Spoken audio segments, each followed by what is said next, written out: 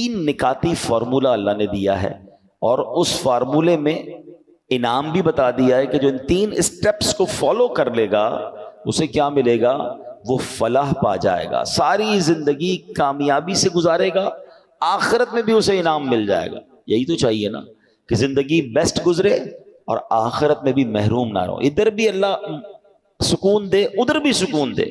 کچھ لوگ صرف یہیں کے سکون، یہیں کے مزے، یہیں کی راحت کے لیے جیتے ہیں، بس یار ادھر موج ہو جائے، دنیا میں مزے ہوں۔ میں سوال کرتا ہوں آپ سے، کسی شخص کے دنیا میں مزے ہیں، بڑا اچھا گھر بھی ہے، تو گاڑیاں بھی ہیں، تو پیسے بھی ہیں، تو جو بھی ہے، جس قبر میں مر کے جانا ہے وہ کیڑے انتظار کر رہے ہیں، وہ سانپ انتظار کر رہے ہیں، بتاؤ یہ زندگی اچھی ہے؟ اور اس کے بعد قیامت اور آخرت کا عذاب انتظار کر رہا ہے۔ کیا کرنا ہے اس دنیا کے مزے کا؟ کتنا ٹائم رہو گے اس دنیا میں؟ کوئی ہے جو 500 700 800 سال رہتا ہو؟ اب تو ہماری ایوریج لائف مشکل سے 60 70 سال، وہ بھی جی لیا تو جی لیا، اس سے پہلے ہی چلے جاتے ہیں لوگ۔ تو ایسی 50 60 70 سال کے مزے کے لیے قیامت تک کے لیے قبر میں عذاب بھگت لوں، اور پھر اللہ نہ کرے قیامت کے دن بھی شرمندگی ہو، وہاں الگ تکلیف؟ نہیں، ہمیشہ پلاننگ یہ ہونی چاہیے دنیا میں بھی سکون ہو، ادھر بھی لائف اچھی گزرے، اللہ ادھر بھی لائف اچھی، وہ اور اس کی زیادہ فکر ہونی چاہیے۔ عقل مند کون ہوتا ہے؟ جدھر زیادہ رہنا ہے ادھر کی زیادہ تیاری۔ لاجک بھی یہی ہے نا۔ آپ میں سے کچھ ایسے ہیں جو کراچی کے رہنے والے نہیں ہیں، کراچی آئے ہوئے ہوں گے کام کاج کے لیے، تو آپ فکر کہاں کی کرتے ہیں؟ اپنے گاؤں میں گھر اچھا بن جائے، ادھر ذرا اچھا سکون کے ساتھ رہوں، تھوڑا ٹائم یہاں آیا ہوں پھر چلا جاؤں گا، ایسا ہی ہے نا؟ بالکل یہی ذہن بناؤ۔ ہم دنیا میں مہمان بن کر آئے ہیں، 50 60 70 سال کا ایگزام دینے آئے ہیں، اصل زندگی وہ ہے۔ کاش یہ بات ہمیں سمجھ آ جائے نا، تو پھر دنیا کی رنگینی کے لیے حرام نہیں کرے گا بندہ، پھر دنیا میں سکون پانے کے لیے کسی پر زیادتی نہیں کرے گا، پھر کیونکہ اس کو یہ پتہ ہے اگر تھوڑی تکلیف بھی ہے تو انشاءاللہ اس کے بعد بڑی راحت آنے والی ہے۔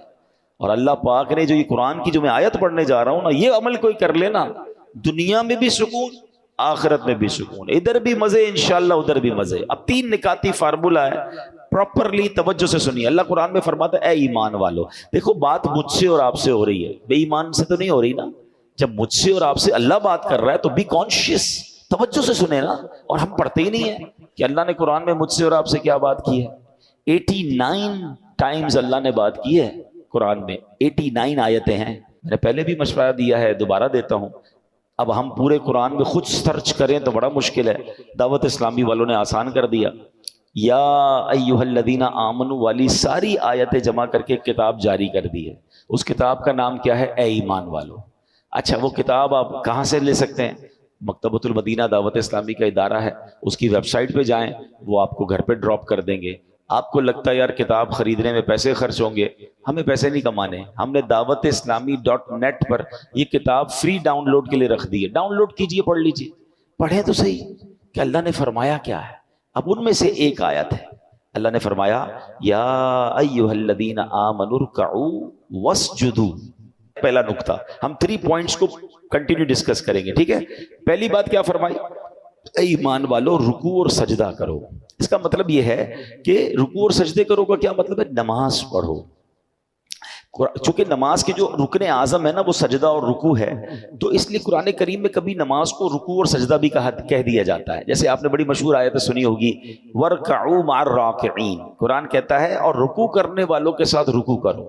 بندہ صرف رکوع تو نہیں کرتا نا، پوری نماز پڑھتا، یہ اشارہ ہے۔ اور یہاں جماعت سے نماز پڑھنے کی طرف اشارہ ہے کہ لوگ جب نماز پڑھ رہے ہیں تو جماعت ہو رہی ہے، ان کے ساتھ مل کر نماز پڑھو۔ تو یہ قرآن کا ایک انداز ہے۔ تو اب پہلا نسخہ کیا قرآن نے دے دیا؟ فرسٹ پوائنٹ، کامیابی کا، فلاح کا پہلا نسخہ کہ نماز پڑھنی ہے۔ پھر دوسرا کیا ہے؟ اچھا اسی میں آگے اللہ نے کیا فرمایا؟ وَاعْبُدُوا رَبَّكُمْ، اور اپنے رب کی عبادت کرو۔ پہلے میں نماز کہہ دی تو اب دوسرے میں کیا ہے؟ دوسرے نقطے میں اس کا مطلب علماء نے فرمایا اس کے 3 معنی بنتے ہیں، یعنی 3 باتیں ارشاد فرمائی گئیں۔ اے ایمان والو کامیابی پانے کے لیے خالصتاً اللہ پاک کی عبادت کرو۔ عبادت کرنی ہے مگر اللہ کے لیے، ریاکاری، دکھاوا، لوگوں کو پتہ چلے میرا نام ہو جائے، نہیں، اللہ کے لیے خالصتاً۔ یہاں اس سے ایک مراد یہ ہے پھر فرمایا اے ایمان والو نماز کے علاوہ جتنی قسم کی عبادتیں ہیں، صرف نماز تو عبادت نہیں ہے نا، روزہ ہے، زکوٰۃ ہے، اگر حج فرض ہے تو حج کرو، تلاوت کرو، درود پاک پڑھو، ماں باپ کی خدمت کرو، وغیرہ وغیرہ، اب یہ عبادتیں بجا لاؤ۔ یہاں دوسرا نقطہ یہ ہے، اس کی تیسری بات علماء نے یہ فرمائی کہ اے ایمان والو کامیابی پانے کے لیے عبادت کرو، پورے اخلاص کے ساتھ کرو، مگر ساتھ ساتھ گناہوں سے بھی بچتے رہو۔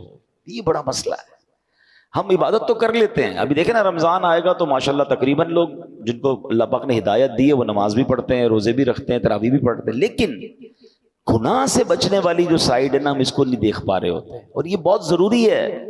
اس کو آپ آسان لفظوں میں یوں سمجھیں کہ آپ کبھی ڈاکٹر کے پاس جائیں اور آپ کہیں میرا گلا بڑا خراب ہے، اور ڈاکٹر آپ کو گلے کی دوائی دے، آپ تھوڑے دنوں بعد جائیں کہ ڈاکٹر صاحب ساری دوائی پی لی ابھی تک گلا ٹھیک نہیں ہوا، تو ڈاکٹر صاحب کہیں کہ بھائی آپ نے کوئی ٹھنڈے پانی سے اور کھٹے سے پرہیز کیا تھا، تو آپ کہیں نہیں میں تو دوائی بھی ٹھنڈے پانی سے ہی پیتا ہوں، تو ڈاکٹر کیا کہیں گے آپ اور 2-4 ڈبے بھی کھا لیں پھر بھی آپ کا گلا ٹھیک نہیں ہونا، دوائی کے ساتھ ساتھ پرہیز بھی تو ضروری ہے نا۔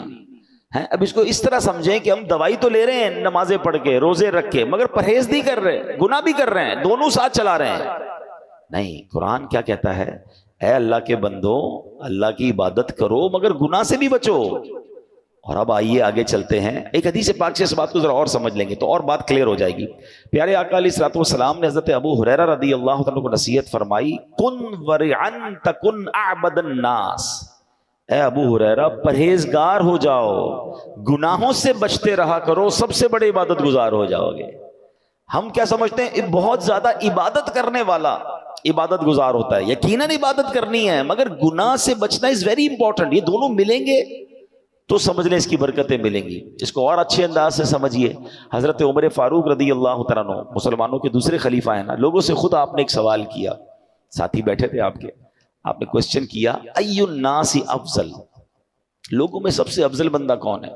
لوگوں نے عرض کی نمازی، نمازی افضل ہے؟ تو آپ نے فرمایا نہیں، نمازی بھی بعض دفعہ گناہ کرتا ہے، نیکیاں بھی کرتا ہے، یہ بھی تو ممکن ہے کہ نماز بھی پڑھے اور بہت سارے گناہوں میں مبتلا بھی ہو۔ فرمایا نہیں، صرف نمازی افضل نہیں ہو سکتا۔ لوگوں نے عرض کی راہ خدا میں لڑنے والا، جہاد کرنے والا، فرمایا یہ بھی گناہ بھی کرتا ہے، نیکیاں بھی کرتا ہے۔ تو لوگوں نے کہا روزہ دار افضل ہے۔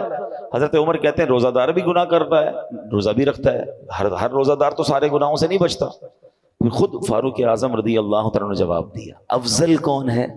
فرمایا سب سے افضل بندہ صاحب ورع ہے، یعنی پرہیزگار ہے، یعنی گناہوں سے بھی بچنے والا ہے، تو پھر وہ اطاعت گزاروں میں ہے، پھر اس کی اطاعت مکمل ہو جاتی ہے۔ تو اصل بات ہے گناہوں سے اپنے آپ کو بچانا۔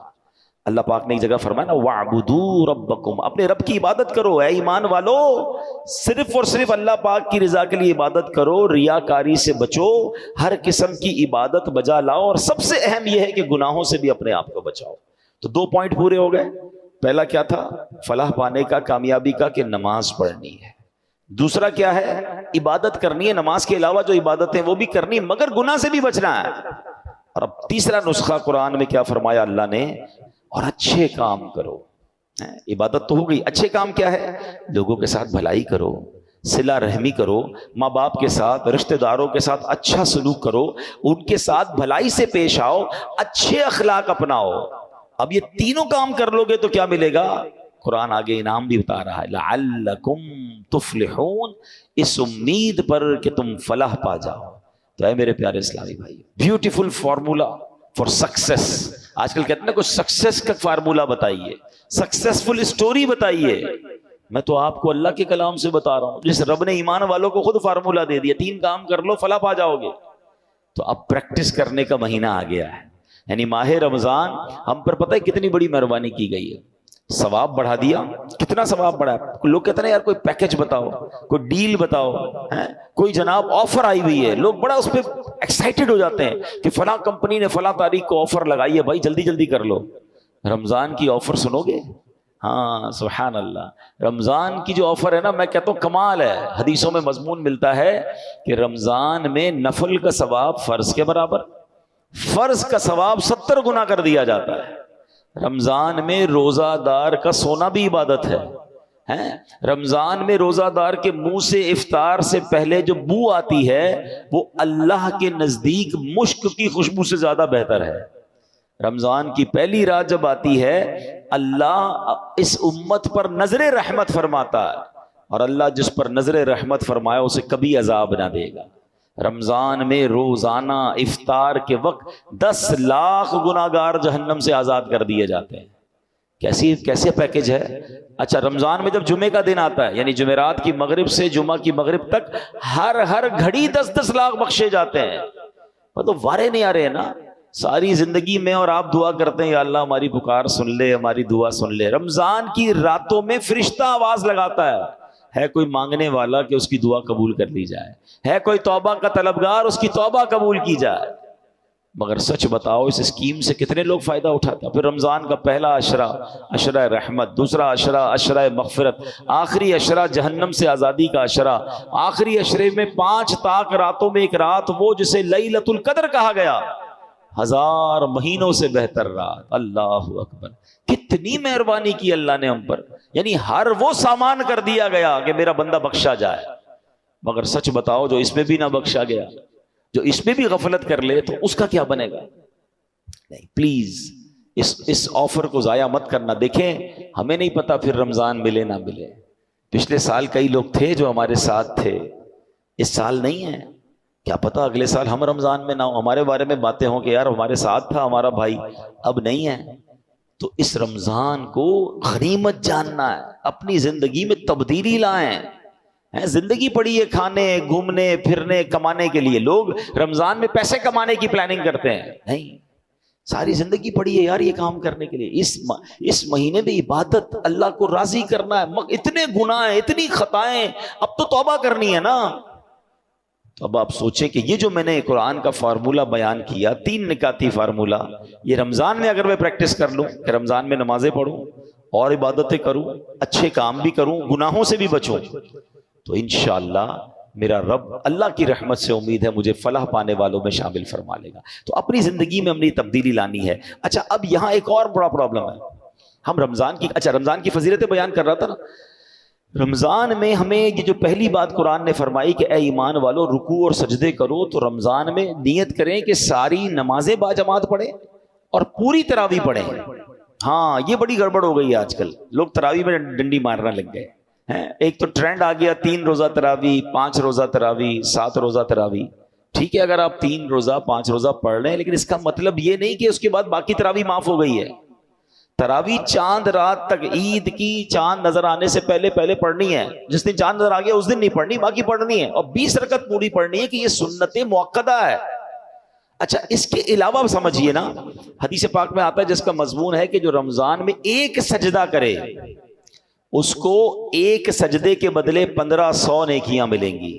ہر سجدے پر جنت میں سرخ یاقوت کا محل عطا فرمایا جائے گا، اور فرمایا ایک درخت ایسا اسے جنت میں دیا جائے گا، اس کا سایہ اتنا بڑا ہوگا، اس کی ڈائمنشن اتنی بڑی ہوگی کہ گھڑ سوار یعنی ہارس رائڈر 500 سال تک دوڑتا رہے اس کا سایہ ختم نہیں ہوگا، یا اتنا سایہ ہوگا۔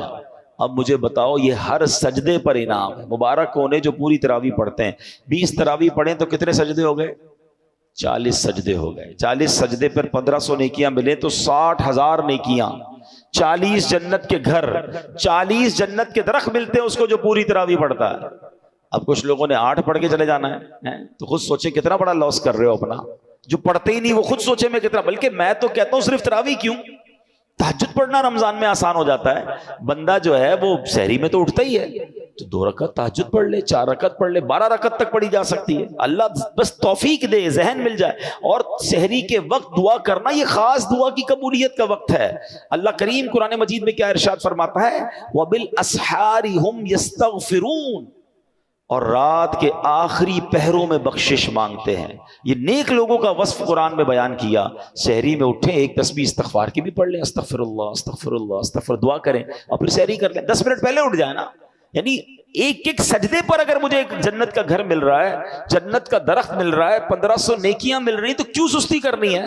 ساری رات گھومنا پھرنا، کرکٹ کھیلنا، پتہ نہیں کھانا پینا، اسی میں قوم لگی ہوئی ہے۔ نہ کریں ایسا۔ ساری زندگی آپ کھا پی سکتے ہیں، رمضان اس لیے نہیں ہے۔ प्लीज इस पे इबादत कर लीजिए, अल्लाह को राजी कर लीजिए, ढेरों नेकियां कमा लीजिए। मैं चोट करने के लिए, समझाने के लिए कह रहा हूं। चले हमारी इस मस्जिद में अगर हम एक ऐलान कर दें, कोई बड़े साहब आ जाएं और ऐलान कर दें कि भाई इस रमजान में जितने लोग तरावी पूरी पढ़ेंगे, 20 रकतें पढ़ेंगे, जाते जाते 60 हजार रुपए कैश उनको लिफाफे में दिए जाएंगे और एक DHA का प्लॉट दिया जाएगा। मुझे बताओ, इस मस्जिद में जगह तो छोड़े, रोडे वोडे सब भर जाएंगी ना। और लोग फिर आखिरी दिन दुआ भी करेंगे, या अल्लाह 29 का चांद ना दिखे, 30 का दिखे, एक प्लॉट और मिल जाएगा, एक 60 हजार का लिफाफा और मिल जाएगा। वैसे लोग यही दुआ कर रहे होते हैं जिनको रोजे भारी पड़ते हैं कि 29 में रमजान चला जाए, माद अल्लाह, अरे एक दिन और मांग लो यार।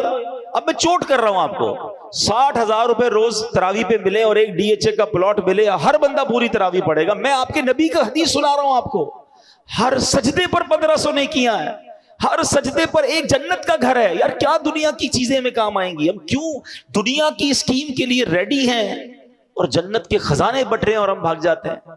अच्छा, आते हैं कुछ लोग ना, रमजान में हमने ट्रेंड देखा है, पहले 3-4 दिन मस्जिद फुल माशाल्लाह, और चौथे दिन से एक एक सफ पीछे से कम होना शुरू होगी और आहिस्ता आहिस्ता फिर 15-17 रमजान तक नमाजी कम हो जाएंगे, फिर आखिरी ताक रातों में जोश आएगा तो आएंगे।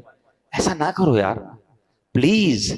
आप इस बार पंक्चुअल जम के इबादत करें कि नहीं कुछ भी हो जाए, बल्कि रमजान में प्रैक्टिस करनी है कि इस बार ऐसी इबादत की आदत पड़ जाए कि फिर रमजान तो चला जाए, हम मस्जिद से जुड़ जाएंगे इंशाअल्लाह। हम नमाज़े कज़ा ना करें, हम इबादत में दिल लगा लें। ये तो हमारी और आपकी प्रैक्टिस करवाने आ रहा है। तो इस बार रमजान में ये जहन बना लें कि बस मैंने नेकियां समेटनी हैं और मैंने अल्लाह को राजी करना है। अल्लाह अकबर। नमाज अव्वाबीन भी अदा किया करें। आओ इसकी फजीलत बताऊं। ये क्या तरीका होता है कि आप मगरिब पढ़े थे ना, 3 फर्ज पढ़ते हैं, 2 रकत सुन्नत पढ़ा करें, 2 रकत नफल पढ़ें और 2 रकत अव्वाबीन की नीयत से पढ़ ली। ये टोटल 6 रकतें होती हैं। और सुभान अल्लाह, हदीस पाक में है, जिसने नमाजे मगरिब के बाद 6 रकतें इस तरह पढ़ी कि कोई बुरी बात ना की, तो उसके हक में 12 साल की इबादत करने के बराबर है। कितनी देर लगती है यार? फर्ज तो पढ़ते ही हैं, कुछ लोग सुन्नतें भी पढ़ते हैं। अब इंशाल्लाह रमजान में मैं भी नियत करूं। अब भूख तो लगी होती है, खाना रेडी होता है, 2-4 मिनट की बात है ना।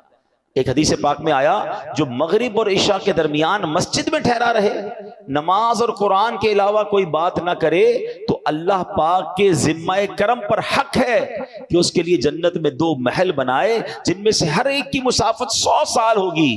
दोनों के दरमियान उसके लिए दरख्त लगाएगा। अगर अहले दुनिया इसका चक्कर लगाएं तो वो सब का इहाता कर ले। यूं बट रहे होते हैं खजाने। अल्लाह के घर में आया करें, बैठा करें, जल्दी ना मचाया करें। और फिर मस्जिद का अदब भी करना है। ये बात भी मैं समझा दूं। होता क्या है कि रमजान में नमाजी आते हैं माशाल्लाह, बहुत अच्छी बात है, लेकिन देखिए मस्जिद अल्लाह का घर है, अल्लाह के घर का इकराम है। कोई तो प्रोटोकॉल होगा ना। आप कहीं दावत में जाते हैं, किसी बड़ी शख्सियत के घर जाते हैं, अपना लिबास चेक करते हैं, खुशबू लगाते हैं, चेहरा धोते हैं, अच्छी बात है। मगर क्या अल्लाह के घर में आते वक्त ये करते हैं? ऐसा सोचना होगा ना। जैसा कपड़ा है, स्मेल आ रही है, बू आ रही है, बाज लोगों के मुंह से बदबू आ रही होती है। आपको पता है बाज सूरतों में कि जब आपके जिस्म और मुंह से स्मेल आ रही है, बदबू आ रही है, मस्जिद में आना ही नाजायज है, क्योंकि अल्लाह के फरिश्ते आते हैं इधर, उनको तकलीफ होती है, मुसलमानों को भी तो तकलीफ होती है ना। तो मेरा पहला मशवरा तो ये कि इफ्तार के बाद अगर आपने जमात से नमाज पढ़नी और पढ़नी चाहिए, तो आप इफ्तार में सिर्फ खजूर खा लें, फ्रूट खा लें और अच्छे तरीके से मुंह धो लें। वरना ये समोसे, पकोड़े, पता नहीं क्या क्या प्याज के साथ चीजें खा रहे होते हैं, और अब इतना टाइम नहीं होता कि आप मुंह साफ कर सकें। और अब ऐसा ही मुंह लेकर आप मस्जिद में आ रहे हैं, तो सोचे तो मस्जिद की बेअदबी है। जब भी मस्जिद में आए एक बात ख्याल रखें, मैं अल्लाह की बारगाह में, अल्लाह के घर में जा रहा हूं, कपड़ा साफ सुथरे हो। उलमाए किराम ने, हमारे बुजुर्गों ने नमाज के कपड़े अलग रखे हुए थे। जब नमाज पढ़नी होती तो वो अच्छे वाले कपड़े पहनते। हमने दावत के कपड़े अलग रखे हैं। कुछ लोग नमाज ऐसे कपड़े पहन के पढ़ते हैं जब किसी के सामने वो कपड़े नहीं पहन सकते। हमने देखा घर में वो अजीब से कपड़े पहन के नमाजें पढ़ रहे हैं। भाई बाकी के यही कपड़े पहन के किसी दुनियादार के पास जाओगे? नहीं, जरा रुके, जरा इस्त्री करवा लो, जरा कपड़े तैयार कर लो। खुद सोचें यार, जितना इकराम करेंगे, जितनी इज्जत करेंगे, मस्जिद में जितने वकार से आएंगे, इंशाअल्लाह उतना नवाजा जाएगा। एक और बात याद कर लें, मस्जिद में हंसना कब्र में अंधेरा लाता है। मस्जिद में जरूर आए, मगर हंसी मजाक नहीं होनी चाहिए, सीरियस रहें। मस्जिद में फजूल बातें नेकियों को इस तरह खा जाती हैं जैसे आग लकड़ी को खा जाती है। इधर आके भी तरावी में आए हैं, अब टाइम तो गुजर नहीं रहा, पीछे बैठे हैं, हाँ भाई क्या चल रहा है डॉलर का रेट, آج کل کیا ہو رہا ہے سونے کا بھاؤ، ارے اللہ کے بندے اللہ کے گھر میں بیٹھے آخرت کی بات کر لے بھائی، تھوڑا ذکر الہی کر لے، فارغ ہے تو نہیں تسبیح اٹھا لو، دنیاوی بات نہ کریں، یہ آپ کی نیکیوں کو برباد کرنے والا کام ہے۔ اعتکاف کرنے والوں کو بھی یہ احتیاط کرنی چاہیے، اگر آپ کو لگتا ہے میں فضول باتوں سے نہیں بچ سکتا، ہنسی مذاق سے نہیں بچ سکتا، تو آپ کو اعتکاف نہیں کرنا چاہیے، کہیں ایسا نہ ہو سب بخشے جائیں اور آپ گناہ لے کے جا رہے ہیں۔